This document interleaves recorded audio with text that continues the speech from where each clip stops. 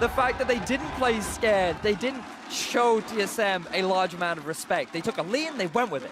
Yeah, they played against TSM the same way they were playing against the other teams in their group during the first week of the play-in stage. They just treated them like anybody else. You turn the nameplates off, and you're not up against Bjergsen, you're up against a Syndra. Just do the same thing you would do against any other Syndra. And now TSM invading through the bottom tri-brush. Not really gonna find a whole lot of success there. Instead, get 2 hits on a ward and eat some bombs for their trouble. And the instant response from Levi too, gonna move in, get the deep vision around the Raptors so they can spot out where Svenskaren's looking to start his early jungle pathing. You would expect him to start in the top half of the map, given that early on, if you want to try and gank anywhere, it would very much be towards either the Syndra or down the bottom lane. But I feel like in terms of early ganking, we shouldn't see very much action. I feel like that for TSM, excuse me, they just need to play things cool, calm. Slow and steady. Yeah, they have a great scaling composition around the mid game. When they get the 2-item spike is really where their composition turns on. They can utilize the fact that they have a Syndra and Lee Sin as a roaming death squad because they're guaranteed to have push in the middle lane. We just don't want to see any aggressive, violent forces from the side of TSM because that is what cost them in game 1, and the Gigabyte Marines were very good at punishing those small mistakes. Optimus just enjoying some of that level 1 Syndra action where the ranged auto attacks and the orbs together make your life pretty difficult. Yeah, it really is it's a tough matchup early on for the Zed. Level 2, he's likely going to get his Shadow for a bit of extra range harass, but it's also his safety tool, right? So if an early gank does come in his way, he will have another means of being able to escape.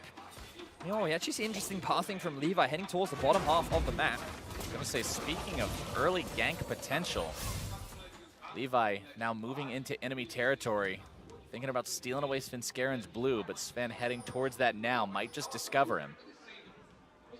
Levi still has his ward. Oh, he's just lying in wait. He's going for the cheese. Svenskaren, though, going to spend some time at Wolves. So Levi says, all right, I don't care. I'm just going to start this up. But this is really bad for Levi because now Svenskaren is going to be in a much better position. He's also level 3. Well, will he be able to clear it fast enough? Levi needs to put in a little more work under this blue buff. Sven's going to be there in just a moment. Levi barely getting that one out. He's looking for a trade too. He wants to fight this. He doesn't care. Svenskaren now going back in with Resonating Strike. These two are going to be fighting to the death. Svenskaren taken low, barely getting himself away. The red buff is taken. And first blood to the Gigabyte Marines jungler. 2 games in a row, Vedius. But TSM responds in force. This time Bjergsen says, no, well, this is not happening again. I will shut that down right now. No, stop it, stop it. He gets himself the double buff. He gets himself the kill. And while they do lose first blood, the Gigabyte Marines, they just invested a little bit too much. The fact that Optimus could not collapse faster than Bjergsen is going to be massive for the mid lane matchup. But here we see Levi at this point, I feel should just disengage. He should just leave. He got the blue buff. He's happy. Both junglers choose to fight because Svenskaren knows the Bifrost is coming in, and with the exhaust, he's going to be able to win that matchup. But Levi feels confident because he has Archie and Slay following up from behind. The big turning point is the fact that Turtle's able to get there faster, but in particular, Bjergsen flashes over the wall with the level 3 as well. But now he has no flash.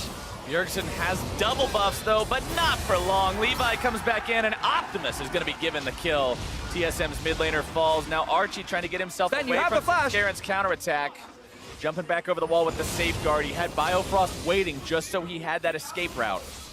Buff transfer complete. That was the entire plan. It was all part of the plan. It was all to get Optimus going. We talked about these two being how they win games. Well, give that Zed a double buff, and that's how you're going to find yourself winning a game a lot of the time. But I love the fact that Levi comes back mid to punish the no-flash Bjergsen. I don't know how many times I've seen in the LCS, or in the European LCS in particular, where, like, a jungle will come mid early on, burn the flash, never come back again. He's like, well, never look I did my job. Yeah, he's just like, now the enemy mid laner has to play safe. But this time around, Bjergsen, he has the double buff, he knows he's pushing in mid, and then Levi, he just doesn't even clear any of his camps, he just makes the map move around, and he's able to get the collapse down, and then Optimus, he just picks himself up the last hit, so now he will be able to get himself level 6 first. He has double buffs for himself, he has Ignite as well against a no-flash Syndra, so I would not be surprised to see a return gank coming out from Levy the moment that level 6 comes around.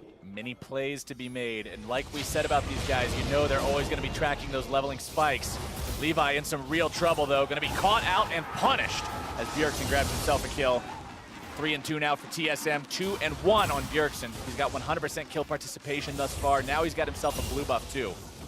And now we're seeing a few mistakes from Levi where he's feeling a little bit too overconfident, trying to go for these invades without guaranteed push from both his top and his mid lane. The Star could only just return to lane.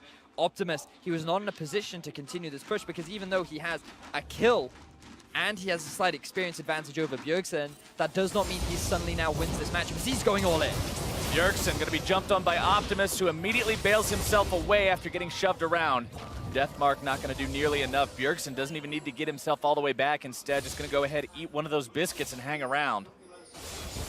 Really subtle play there from Bjergsen as well. Note that the conventional path is you know where the Zed is going to land after his ultimate. He's always going to fall behind you, right? Which means that if you're Syndra, you just set up your stun to just hit behind you and land it onto Optimus underneath his turret. So Optimus immediately flashes so that he doesn't get stunned underneath the turret. But Bjergsen, he's patient with his stun, and he's then able to try and land it as Optimus is already underneath his turret, but in a different position. So small outplay, tiny changes just a tiny you make thing to your game plan to make all the difference at this level of play.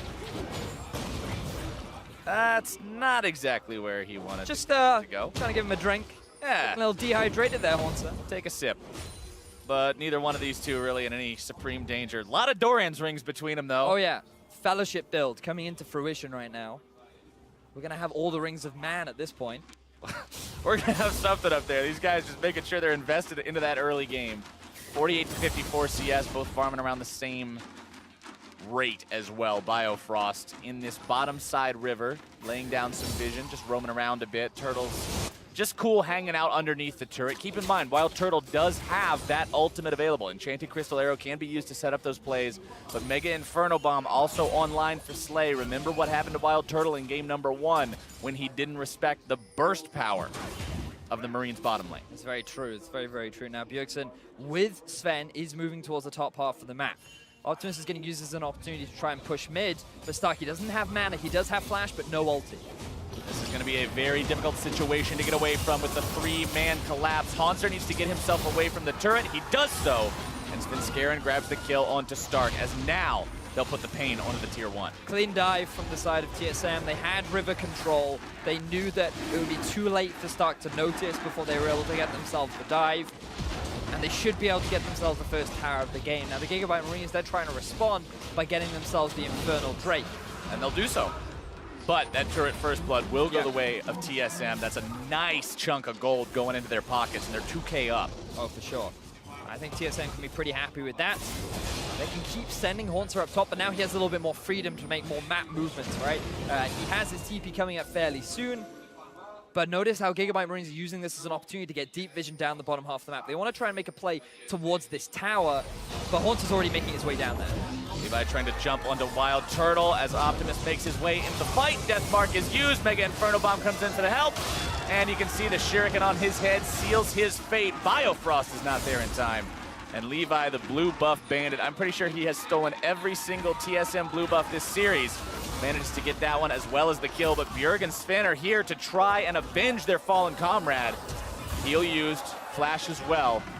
TSM not able to find anything. So TSM make the correct decision in trying to respond to the collapse, because if Gigabyte Marines had stayed there trying to take that tower, it would have been a 4 versus 4 that Stark could not have joined. Bjergsen would have had everything available to him, whereas Optimus had just used his flash, or rather he just used his ultimate and he lost his flash earlier on in the play. So Gigabyte Marines forced to disengage, and TSM, they keep their turret alive down in the bottom lane.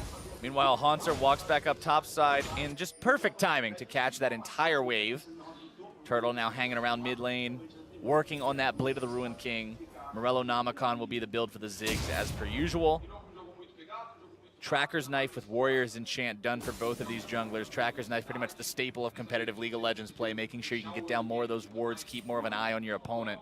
Especially for a team like Gigabyte Marines that likes to make these early plays, likes to get in the enemy's face, especially in their jungle. Wards are so big. For sure.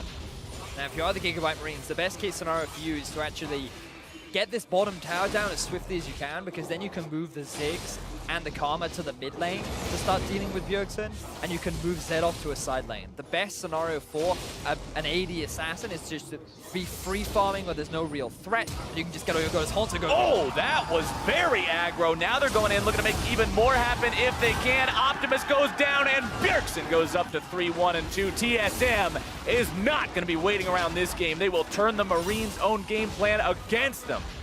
The swift collapse coming in from Haunter, using its flash to lock down Optimus, and now they land a stun. Now Stark, he's in trouble. Svenskeren able to go in, make the kick back. He dies for it. Mega Inferno Bomb comes in. Stark actually hasn't gone down yet. Biofrost in from behind, flashing forward, looking to make the move. Levi's gonna grab a double kill. Bio having to get himself away from that turret. Stark is still alive, Vedius. But it ends up being a 2-for-2 overall. Svenskeren tries to set up the kick so the rest of his team can get the follow-up, but Stark, he's so tanky at this point in the game. He's got 3 Dorian's rings and half of a hoodie. And he's a fat man. This guy just doesn't take damage. It's insane. Bjergsen does a great job, though. He's able to pick himself a number of kills, 4, 1, and 2 right now. And we just see this happened the earlier pick, and I feel like you don't need to go for this kick hit. You end up trapping yourself underneath the turret against Levi, and also Bjergsen gets zoned out by the big ultimate there from Zig. The fact that Levi just goes in by himself, he knows he's gonna die, but he's like, you know what, I'm just gonna try and trade kills as much as I can. I have to get something back for my team. But wow, back and forth TSM, they're not able to get themselves that mid-tier 1, which really would have opened the map up, but now we see this shift. You can see Zig's being forced to move into the middle lane. Zed, I expect him to be down the bottom half, and they're gonna keep Gragas up top. Optimus sitting on top of a ward that he's not 100% sure is there, but dropping the sweeper. Now he knows, getting himself away as Sven jumps in. Bio and Turtle will not collapse in time. They have the range advantage. They're going to start putting some pressure down onto this tower. Speaking of pressure, Slay doing the exact same thing. He needs to be careful. They do have good vision around the river. The possibility of a collapse is always prevalent, especially with Haunter having a TP advantage. Now, what I'd like to see from TSM is try and force a play, knowing that Stark cannot join the fray. Notice how far pushed in he is in the top half of the map. They should look to try and get some vision so they can set up a flank around this mid-tier 1. As Sven finally gets himself a smite. Sven smiting away that big chicken. As the TP comes in, TSM thinking about forcing something here. Haunter completes the teleport. Dredgeline not finding any sort of a mark, but Optimus goes down as he tries to make the play on the Wild Turtle. Svenskeren not going to be taken low, but not going to be taken down. Haunter is a raid boss in the middle of 3 men. Does not matter. They are able to find 1. Levi's going to be caught by the stun on the very edge. Now a little bit more damage to take him out, but the shutdown over for Slay on Bjerg. 2 dead on TSM, but it's about to be 3 on the side of the Gigabyte Marines. Almost make it 4. Stark and Levi still might be looking to make some magic happen here. Levi's so very low, but Stark wants more, goes right back into the fight.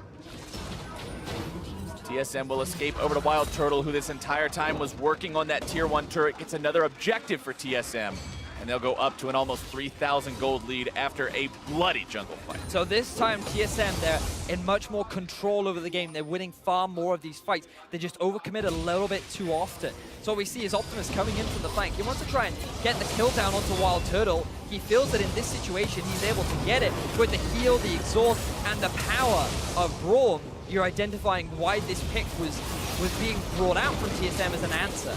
Meanwhile, Haunter, he just 1v3 in the back of this fight. He knows that the rest of his team is looking to get the follow-up. And at this point, I feel TSM just needs to disengage. But Levi coming in with a very swift heal along with the dangerous game pass to give him a bit of additional health means that Gigabyte Marines are able to get a couple of kills. But TSM, they still have majority control. They get the mid-tower, they get the kills that they want, and they also have primary vision around this Mountain Dragon about to spawn. Mountain Dragon spawning. TSM would love to get a piece of that. They have lost control over every Elemental Drake in the series so far. Svenskeren just going to go ahead and tag that one up with the Sonic Wave, see if anybody's hanging around. And now TSM will start this one up for themselves. Bjergsen 4-2 and 4.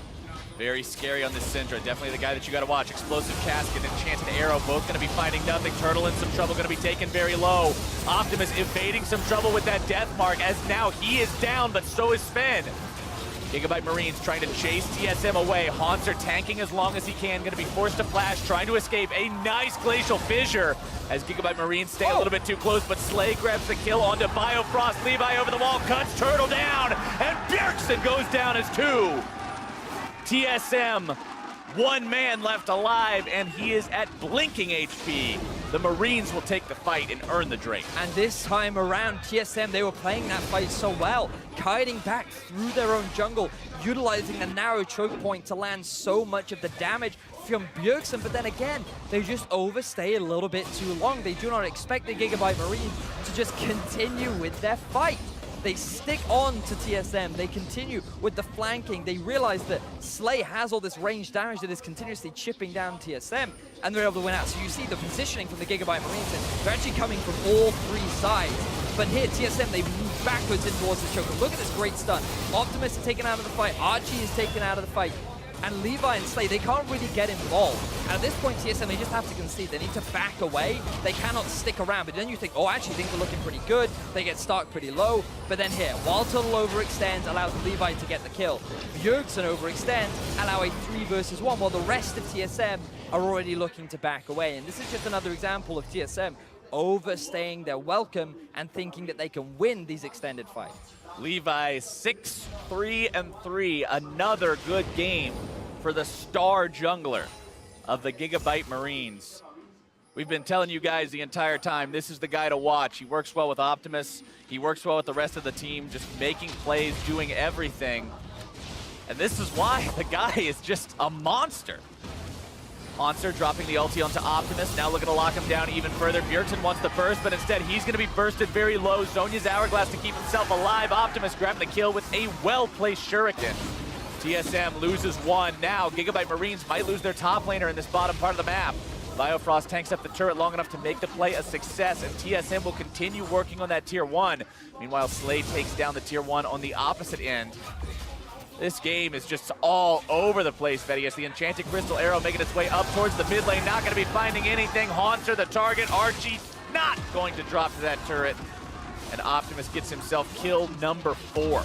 Gigabyte Marines are playing the map so much better than Team Solomid are right now. TSM invest 3 members down in the bottom half of the map trying to get themselves that turret. They don't realize that Slay, he's able to take 2 towers for himself in the top lane. Man. There was no one there to answer him. And the fact that Bjergsen and Haunter die to what is effectively Optimus baiting them in, saying, oh no, I'm overextended, I'm just a little assassin waiting to be hit. But then all of a sudden, Levi jumps over the wall. He gets the lockdown onto Bjergsen. They go for the dive onto the mid tower.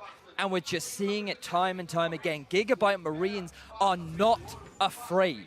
This is a team that when they see a wall, they do not go around it. They do not climb over it. They charge head first, straight through it, and they are demolishing every resistance that TSM is trying to put up against them. And Levi is the man with the sledgehammer, just taking this down brick by brick. You can see the gold differences that flashed up there on the bottom part of the scoreboard for a moment. Another massive lead over his counterpart in Svenskeren is why Levi is able to do these things. We've seen since Svenskeren tried to set up plays throughout this game, and a lot of them have gone awry. We haven't seen any of those huge successful kicks that Lee Sin is drafted for. Now the gold is still even. TSM is still in a reasonable position. The issue that they have is that they're 1 turret down compared to the Gigabyte Marines. So that series of plays from the Gigabyte Marines has actually more equalized the game rather than giving them a significant lead. So now that TSM can recollect themselves, they can reset, and the Gigabyte Marines, they need to be careful not to overextend. Oh, speaking of overextending, Stark trying to use the cast, but Svenskeren does a good job holding on to the resonating strike. Stark trying to get away, but it's not happening today. Svenskeren gets himself in there, finds kill number 3. So this time, it is TSM that are able to punish the overextending Stark down in the bottom lane. They have the numbers advantage. They can start putting pressure down onto this tier 2 turret. And Gigabyte Marines, they're forced to not really have any answers. They've invested a lot of vision around the Baron area, which will be spawning soon. But this is a good setup from TSM. Haunter continuing to push, Svenskeren with him. Of course, neither one of these two pushes exceptionally quickly, but the 2 of them together should be able to do a decent amount of damage as the Mega Inferno Bomb comes in to clear that wave away. Svenskeren eating a lot of damage from that turret as he makes his way out. That's the problem of losing all of your minion wave at once. But topside, Levi's knocking on the door to the base. And we've got a TPM from Stark. They're just trying to stop the backs, prevent anybody from interrupting Levi. Monster gets himself over the wall. Optimus grabs a kill onto Sven. All right, that happened. And now I wonder why Sven is even there. I feel like that we're a broken record here, Flowers. How many times have we said, Sven, like, can we calm down a little bit, please? Like, the inconsistent performances of the TSM jungle. Now Levi, oh, no. Oh, invisibility right out of the brush. Looking to come back. Zhonya's hourglass to keep himself safe, and Levi is forced to retreat as Turtle comes in at the clutch moment to make sure his mid laner does not die. But look here in the bottom lane, Optimus, the pressure is on. Bjergsen's now going to be forced back. The Ash Arrow is unavailable for Wild Turtle, and what was a good punish from TSM, they overstay, they don't get anything off the back of it, and now they're the ones on the back end.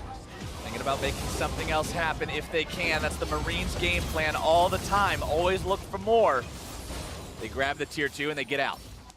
This is just such great play from the Gigabyte Marines. The fact that they have the Ziggs and they've made it work for a second game in a row. The fact that Levi has been consistently performing. Now on the Kazakhs. Like, originally he was well known for his Lee Sin and Elise, and he's like, yo, I'm going to add a bug to my repertoire. And yeah. Right now he is the bug in the behind of TSM, as he is doing so much work in so many of these fights. Wild Turtle, again, this game he's had some solid arrows. Yep. His positioning hasn't put him in as much trouble as it did in the last game. Yep. And the team's been doing a good job to help him try to peel that Zed off when Optimus jumps in, but he's gonna have a lot of work to do to help TSM win as this game goes on. It's still a very close match, only about 1,500 gold separating the teams. Gigabyte Marines thinking about going in for this one. Levi is a miracle worker. Stark now into the fight. Optimus in the back line with him. Redemption going to be coming down. Stark goes low, gets bursted before he can be healed. A rampage, though, for Optimus. Can they make this fight turn into anything else? Slay going to be having a flash away. Optimus over the wall, wants to throw in the shadow. Bjergsen taken so low. The Rockets nearly finishing him off. TSM trying to get themselves out of this one. Hanser, the only one with any sort of a measurable health bar left, jumps back in onto Levi, but now he's isolated and he is down. TSM is going to be chased all the way. Bjergsen falls, Bio falls. Sven is going to be next as Levi continues to chase. He'll cut off the escape route as Optimus closes in. Gigabyte, stop chasing up for the kill. Go get Baron. Go get an objective. This is for glory, Vidius. He jumps over the wall and he's not going anywhere. Slay grabs the kill. They don't get the ace, but that's only because Wild Turtle just respawned, and they should be able to get themselves the Baron. There is no jungler to contest them. Gigabyte Marines, these guys win another fight. They do it so well, and they don't lose a single member. Synchronized backs, everybody getting ready to start the push-up yet again. Sterix Gage purchased now on that Kazakhs. Now bear in mind that this is another smite fight that Levi wins against Svenskeren. He does not get kicked back into the rest of his team, and then Stark goes in. He's the primary focus. Optimus does his job because he's able to get the kill onto Wild Turtle. And this is where you think, oh, this is a little bit risky for the Gigabyte Marines. Why do you want to keep extending onto this fight? But just look at the poke constantly coming out from Slay and Archie.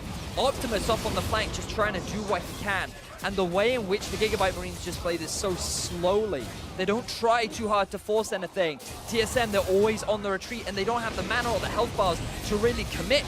So they run out of options, and eventually it leads to their death. TSM have now put themselves in a spot, now found themselves in a spot, I should say, where things are going to get very dicey very quickly off the back of just one or two more small mistakes. They've really got to play a sound game of League of Legends if they want to stabilize here and not allow the Gigabyte Marines to make an even greater advantage out of this. They're now up 5K in a game that was much closer. They've got 3 Drakes, 2 of which are Infernals, thus even multiplying the damage from the Ziggs and the Zed and the Kazakhs that much further. This is a scary situation. But let's not forget that we wanted to see a little bit more slow, calmer play, and that is not what we had at the beginning of this game. Nope. We had another level 3 skirmish in the enemy jungle. We had trades constantly back and forth, a number of ganks all across the map. TSM are not about playing this slow game, and I feel like that the Gigabyte Marines are just so much more adept at playing this fast-paced, reactive style that is working so beautifully for them. This is like deja vu, Vedius. We underestimated Gigabyte Marines in week 1 of the play-ins, and now going into week number 2, everybody was like, yeah, it's going to be hard for him. TSM's the favorite team, and Gigabyte Marines is just stepping up. This team is just impressing and surprising and shattering expectations time and time and time again. And it's not just the Optimus and Levi show, right? Sure, those two are having a great game, but look at Slay in his performance, the way in which Archie's constantly providing the utility for his team, and Stark, with all the plays being the frontline tank, this whole team is just performing spectacularly. Which is exactly what you want to see from a team looking to prove itself on the international stage. As And as Slay I gets say that, himself, hey man, he got out mechanicked. Yeah, he Press did. R, win the game. Erickson takes him out. It's one of the risks of playing Ziggs. He's a little short range, or he does have a lot of harassment and poke. When you get close to that tower, Bjergsen's eyeing you. He wants to see that opportunity, and he is able to find that pick. So this will stop now the pressure coming out from the Gigabyte Marines. They have been able to expose an inhibitor down bottom, but again, TSM won't lose too much off the back of that objective. TSM get themselves some breathing room, some long-awaited breathing room against this Gigabyte Marines push. Now they've still got that for another 5 or 6 seconds or so. Down almost 7,000 gold. 1 inhibitor exposed, but none down. That's the big thing, too. The Baron push came, and now it's gone, and they didn't lose any inhibs. There's not that extra pressure. Yeah, but the sieging power is still very strong with the Gigabyte Marines. All they need to do is send Optimus up onto a side lane, who at this point can 1v1 anyone. Bear in mind, he's got 2 levels on Bjergsen. He's got an entire level on Monster. He's completed both the Black Lever and the Ghost Blade, working towards his Dusk Blade of Drakthar. And such a sinister name for him. I know, right? And when you're an 8-3Z, that's even more sinister. Yeah, the right? whole thing's just a sinister situation to have to deal with. The man is frightening. Especially if you are Wild Turtle. I mean, Bjergsen's at least got the Zhonya's Hourglass. Yeah. He's got a barrier. He's got tools to prevent this. But Wild Turtle, you catch yourself anywhere near Optimus and Biofrost isn't sitting right there on top of you, you are dead. Yeah, no Sash will save you now. You will not be able to remove that death mark. But he still has to get the damage down. It's all about Biofrost's exhaust. Now we actually see Stark posturing, well, back. He ends up getting hit in the face by a ball. Yeah, good disengage from TSM, making sure that Stark isn't able to get in there, find an explosive task. Levi forced to jump back. Biofrost jumping in. TSM deciding this might be where they want to fight, but Bjergsen is down! That is not the way you want to make a fight happen. TSM going to be jumped on. Optimus into the fight. Wild Turtle taken low. Haunter on the back line. Redemption comes in, and Haunter will not find anything. Levi again going to be occupying 3, and Gigabyte Marines take down 4. Unbelievable teamfight win from the Gigabyte Marines. They get themselves 4 kills, and Captain Flowers, I think they're going to take game 2. Gigabyte Marines are looking to push this to match point against TSM in round 2 of the MSI play-ins. Biofrost will try to defend, but 1 versus 5 as Braum? I don't think so. 2-0, Gigabyte Marines. What a game. Listen to that crowd. You know, like, at first, people are like, all right, TSM, they lose the first game, it happens. They were a little bit too overzealous. They tried to make too many plays happen, and fair play to the Gigabyte Marines, they punished very well. Right. Game 2, surely they'll reset, they'll cool down, they'll play a little bit more conservative style. But they still make a lot